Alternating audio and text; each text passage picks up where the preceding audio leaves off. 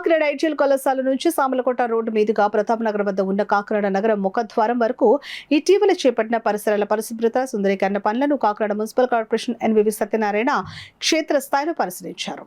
సందర్భంగా కమిషనర్ మాట్లాడుతూ కాకినాడ నగరానికి వచ్చే ప్రజలకు నగర ప్రవేశ ద్వారం నుంచే స్వచ్ఛమైన ఆహ్లాదకరమైన వాతావరణం కనిపించేలా ప్రత్యేక చర్యలు చేపడుతున్నామని తెలిపారు. నగర ముఖద్వారం పరిసరాల్లో పెరిగిపోయిన చెత్తను తొలగించడంతో పాటు అధికంగా పెరిగిన తుప్పలు పొదలను తొలగించి పరిశుభ్రమైన వాతావరణం కల్పిస్తున్నట్లు చెప్పారు. పరిశీలన సందర్భంగా నగర ముఖద్వారం వద్ద పెరిగిన తుప్పలను కమిషనర్ స్వయంగా దగ్గరుండి తొలగింపు చేశారు. పరిసరాలు ఎల్లప్పుడూ శుభ్రంగా ఉండేలా అధికారులు నిరంతరం పర్యవేక్షించాలని, పరిశుభ్రత పనులు ఎలాంటి నిర్లక్ష్యం ఉండకూడదని సంబంధిత సిబ్బందికి సూచించారు. కార్యక్రమంలో హెల్త్ ఆఫీసర్ డాక్టర్ పృథ్వీచరణ్, ఉద్యానవన శాఖ AD Srinivasa Rao, sanitation supervisor Rambabu, electrical EE అర్జున్తో పాటు మున్సిపల్ సిబ్బంది పాల్గొన్నారు. మనకి సమ్మర్ డీఫిల్ట్రేషన్ అన్నీ కూడా డ్రైన్స్ అన్ని కూడా మేజర్ డ్రైన్స్ అన్ని కూడా మనం కంప్లీట్ చేస్తాము. మేజర్ డ్రైన్స్ మనకి 67 కిలోమీటర్లు ఉన్నాయి.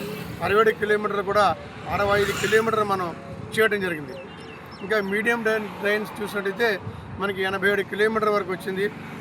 87 కిలోమీటర్లు కూడా మనకి 70 కిలోమీటర్ల వరకు మనకు చేసేస్తాము. వితిన్ షార్ట్ పీరియడ్ యాక్చువల్గా నిన్నటితో అయిపోవాలి. వితిన్ 2-3 డేస్లో అది కూడా మనం కంప్లీట్ చేసేస్తాం.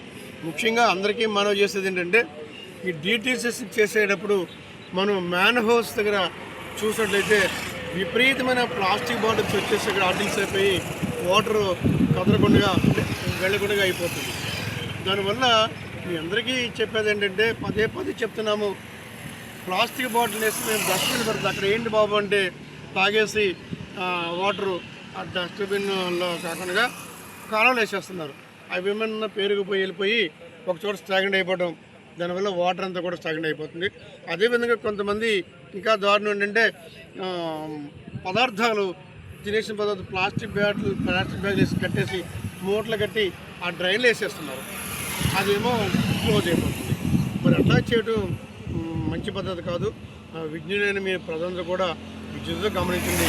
ఇంకా ఎల్డర్స్ని కూడా నేను ఇంకా చాలామంది నేషనల్స్ వెల్ఫేర్ అసోసియేషన్ కానీ, రోటరీ క్లబ్లు కానీ, లయన్స్ క్లబ్ కానీ, ఇతర సంఘాలు, రెడ్ క్రాస్ సంఘాలు కానీ, ఇతర సంఘాలందరినీ కూడా రిక్వెస్ట్ చేస్తున్నాను.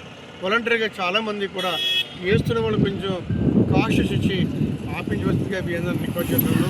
అదేవిధంగా ఈ ఫ్లెక్సీల విషయంలో కూడా మీరు సహకరించి దయించి కాకినాడని ఈ ఫ్లెక్సీగా చేయవలసిందిగా మీ అందరిని పదే రిక్వెస్ట్ చేస్తున్నాను.